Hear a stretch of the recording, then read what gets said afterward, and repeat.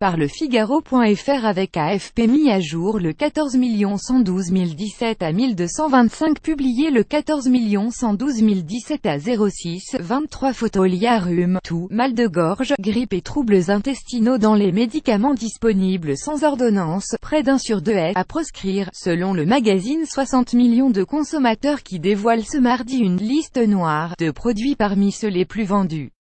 Lire aussi 1,4 tonnes de médicaments illicites saisis en une semaine en France. En bonne place figurent des stars anti-rhume, comme Actifed-Rhume, Dolirum et Nurofen-Rhume. Ce sont des cocktails de 2 à 3 composés actifs, un vasoconstricteur nez bouché, un antihistaminique nez qui coule et du paracétamol ou de l'ibuprofène mal de tête. C'est tout un cumul des risques de surdosage et d'effets indésirables gravissimes, accidents cardiovasculaires, neurologiques, vertiges, selon 60 millions. En somme, pour décongestionner un nez bouché, on met un bazooka à la disposition des malades, selon Sorcery qui évoque notamment la pseudoéphédrine. Un produit que refuse par exemple de vendre le gérant d'une pharmacie bordelaise, relate le journal.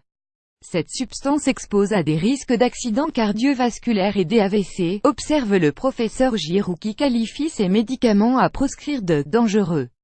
Ils devraient être retirés du marché. Lire aussi alerte aux escrocs de la médecine parmi 62 médicaments, près d'1 sur 2 est tout simplement à proscrire. Sur 62 médicaments passés au crible, seuls 21% d'Enter-E13 comme Vicks Vaporub, Imodium Caps, Gaviscon Menthe, Forlex 10G, Malox sans sucre mais Xolaam, son jumeau méconnu est vendu environ 2 fois moins cher, sont à privilégier.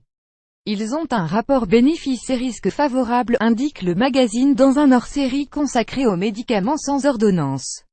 De toute façon, la durée d'utilisation doit être courte, souligne Jean-Paul Giroux, pharmacologue clinicien reconnu, membre de l'Académie de médecine. Un tiers est classé, faute de mieux, leur efficacité est faible ou non prouvée mais ils n'ont pas, peu ou très rarement d'effets indésirables, poursuit le journal de l'Institut national de la consommation Inc. En revanche, parmi ces 62 médicaments, près d'1 sur 2 28 est tout simplement à proscrire, le rapport bénéfice et risque étant défavorable en automédication. Lire aussi l'automédication tire la croissance des pharmacies.